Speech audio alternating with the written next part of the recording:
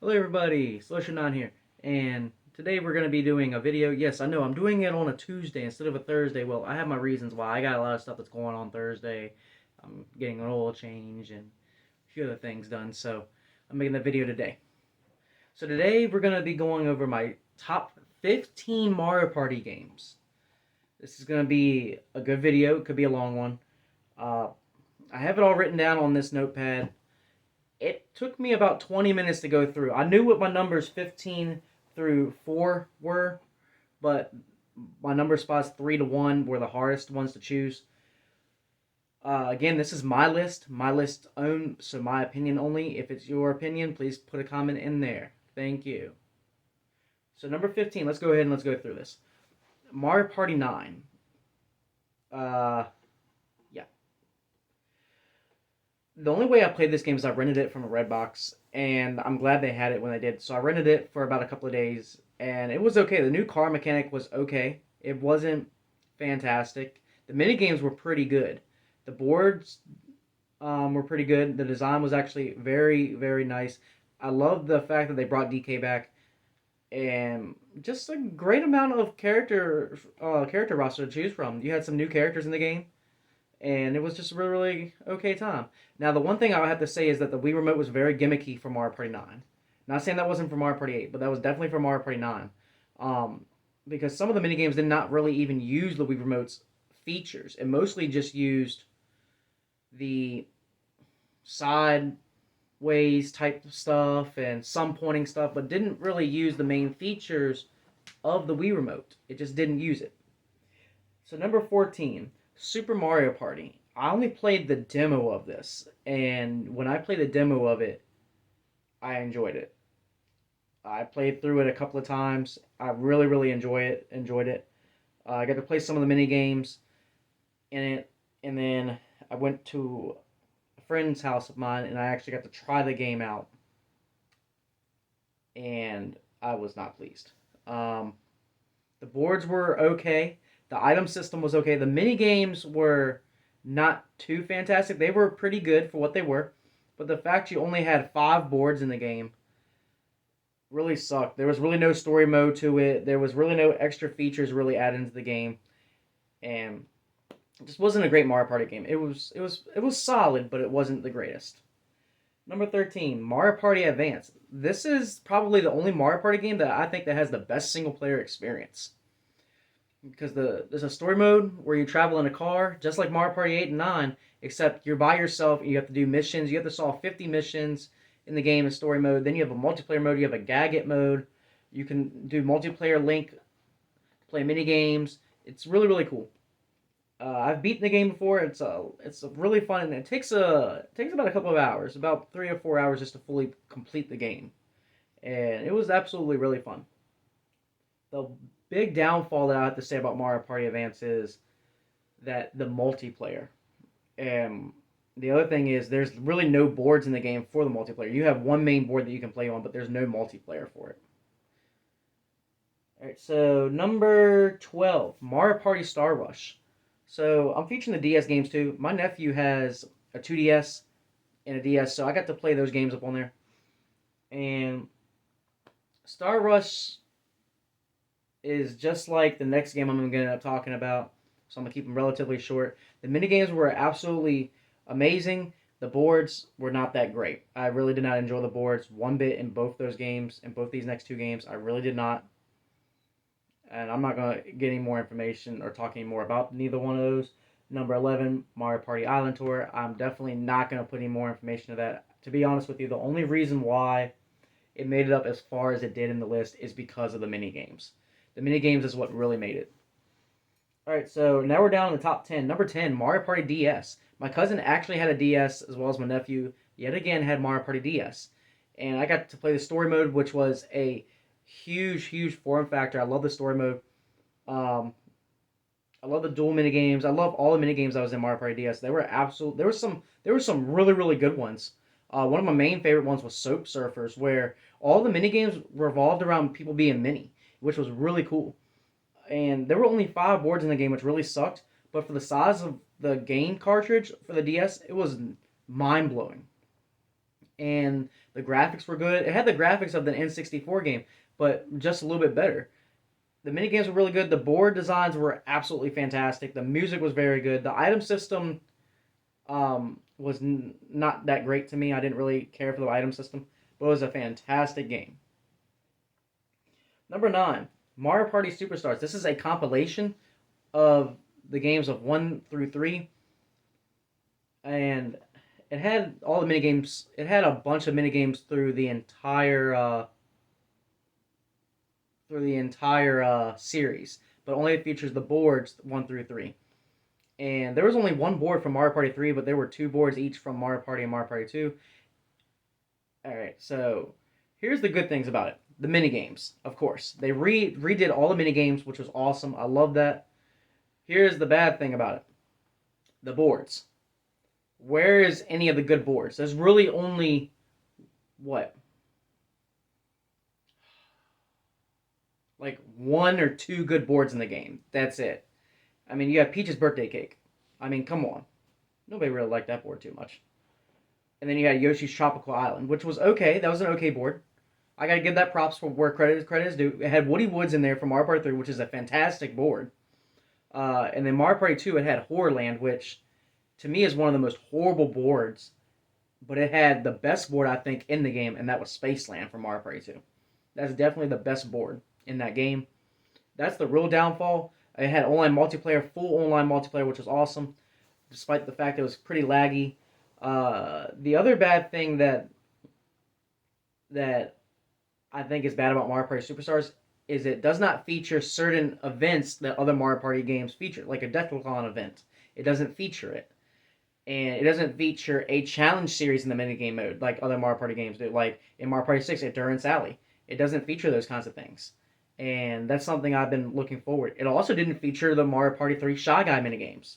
Or Game Guy minigames, sorry. It didn't even feature those. But it did feature some of the Mario Party 3 item minigames, which was awesome, which I absolutely enjoyed. Alright, so number 8, Mario Party. I never played Mario Party as a kid. I only got to play it and enjoy it as an adult. And Mario Party is one of those games where, okay, you would have, in order for it to be a number 1 spot, you had to play as a kid. When I played it as an adult, it never made past my top 5. It never made it in there. If I was a kid playing it, then yeah, it might have been in the top 5, but it will never make it in the top 5. To me, the original Mario Party is not that great of a game. The board aspect is really, really good. I absolutely love all the boards. You have 8 mainline boards in the game. 7 to start out with. No, sorry, 6. Yeah, 6 boards to start out with, and you have 2 that are unlocked. Which you have to play through all the boards first to unlock Bowser's Magma Mountain, and then you have to buy Eternal Star to build the Star Road or Star Tower, whatever it's called. And the mini games were okay. They weren't the greatest. There was no item system, which is the first Mario Party, which is okay. It's just a basic game playing 50 turns. There's really hardly any extra events put into the game. It's not really too much. It's just a regular good party game. There was no story mode. There was not much of a storyline in the game, and I just didn't really enjoy it. All right, number 7, Mario Party 4. So Mario Party 4 has a fantastic story mode. I'm gonna start out with that. Fantastic story mode. Love the story mode. Okay, I love the features where it has the Womp and Thomp board, all those extra minigames, the minigame mode, and the minigames are highly fantastic. Love the minigames. There was never a dull moment in the minigames. Now, here are the 2 main worst issues of Mario Party 4. The boards. It has a great board design, but the boards itself were not that great. And then the other thing is the mini mega system with the items, which is completely dumb. They should have just had regular mushrooms in the game.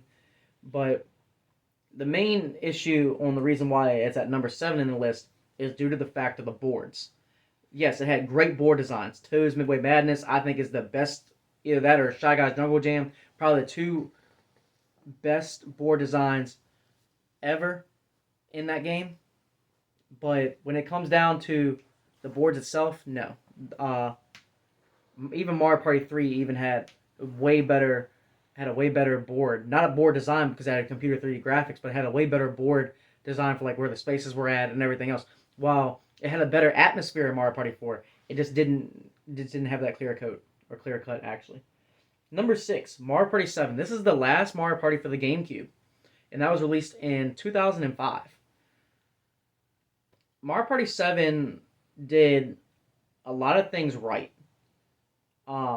It really introduced what minigames really should be, and it also introduced an 8-player mode.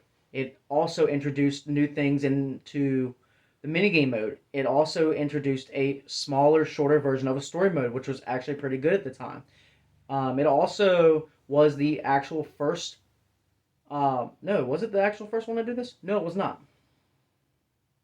No, that was Mario Party 6. Sorry. But it was one of the first mini games to feature the new Bowser. It was actually the first and only one to feature the new Bowser system. But it's a fantastic Mario Party. Now, here's the downfalls. Story mode, very short. The first time I played through it, I beat it in 20 minutes. Very, very short Mario Party. Story mode. Secondly, again, the boards. There was the way they created Mario Party was setting sail around the world, where it's different places you could go. Yes, I loved it. I loved how they made it. But just the way that you were supposed to win stars on those boards, depending on where the location was at, I think is kind of dumb. It should have been based upon around certain things around the certain kind of countries,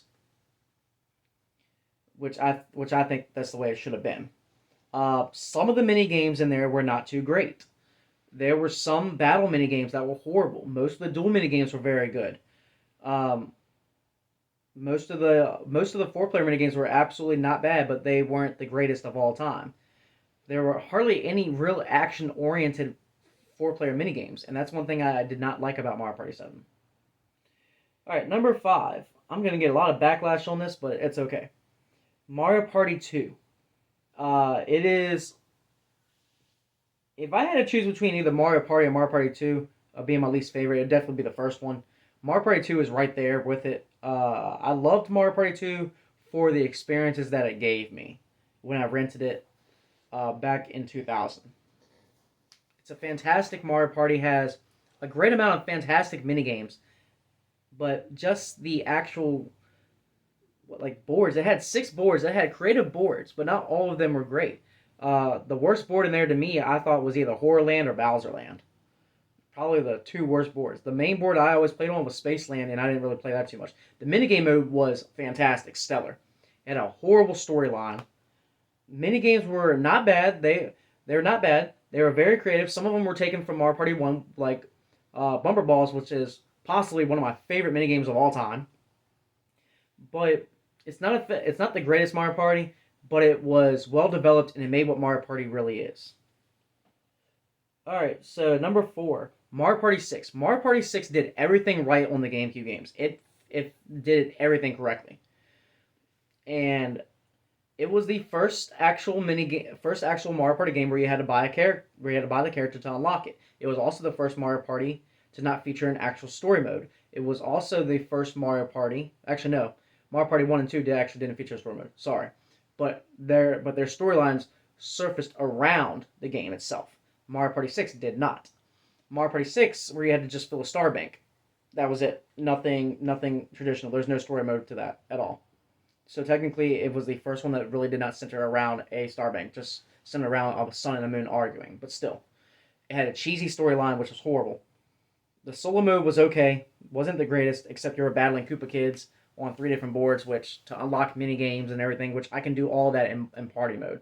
Didn't need to do that in solo mode. And the only reason why I would play solo mode is just to unlock those 3 little mini games that you can unlock, and that's it. It had a mic mode, which was extremely gimmicky. It was the first one to feature that. Mario Party 7 had a mic mode, but did not really take advantage of it as Mario Party 6 did. Um, the other new thing that I really did like about Mario Party was the day and night system. That was a fantastic little system. The one thing that really overtopped it was the item system. The item system was fantastic. It was extremely unique. It was awesome. And I'm glad they kept that with Mario Party 7 because they did it extremely well. Now, the one thing I did love about Mario Party 6 was the new condition ways to win stars and earn stars, which I did like that. But the way they did in Mario Party 7, they didn't go all about it correctly. With Mario Party 6, they did it fantastic, they did it right. The mini games they did absolutely fantastically well on Mario Party 6. The board designs were highly fantastic, they were right on point.